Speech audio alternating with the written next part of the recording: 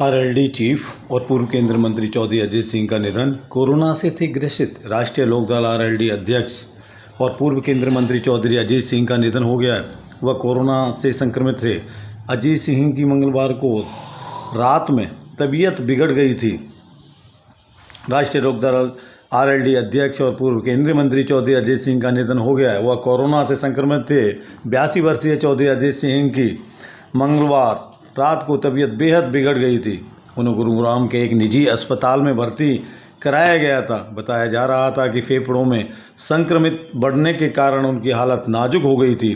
पूर्व प्रधानमंत्री चौधरी चरण सिंह के बेटे चौधरी अजीत सिंह बागपत से 7 बार सांसद और केंद्रीय मंत्री चौधरी अजीत सिंह जी बागपत से 7 बार सांसद और केंद्रीय नागरिक उड्डयन मंत्री रह चुके हैं।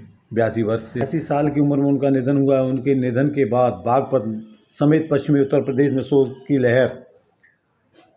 की लहर है।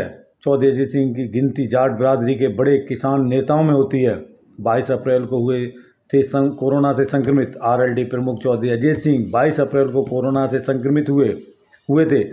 इसके बाद से ही उनके फेफड़ों में संक्रमण तेजी से बढ़ रहा था। मंगलवार रात अजीत सिंह की तबीयत ज़्यादा खराब हो गई थी। इसके बाद उन्हें गुरुग्राम के एक प्राइवेट अस्पताल में भर्ती कराया गया था। बताया जा रहा है कि गुरुवार सुबह उनका निधन हो गया। यह है चौधरी अजीत सिंह का सियासी सफ़र। चौधरी अजीत सिंह ने अपनी सियासी सफ़र की शुरुआत 1986 से की थी। उस समय उनके पिता और पूर्व प्रधानमंत्री चौधरी चरण सिंह बीमार पड़ गए थे। अजीत सिंह 1986 में राज्यसभा भेजे गए थे। इसके बाद 1987 से 1988 तक वह लोकदल ए और जनता पार्टी के अध्यक्ष भी रहे। 1989 में अपनी पार्टी का विलय जनता दल में करने के बाद वह उसके महासचिव बन गए। 1989 में चौधरी अजीत सिंह पहली बार बागपत से लोकसभा सांसद बने। लोकसभा में पहुंचे। बीपी सिंह सरकार में उन्हें केंद्रीय मंत्री बनाया गया। इसके बाद वह 1991 में फिर बागपत से ही लोकसभा पहुंचे। इस बार नरसिम्हा राव की सरकार में उन्हें मंत्री बनाया गया।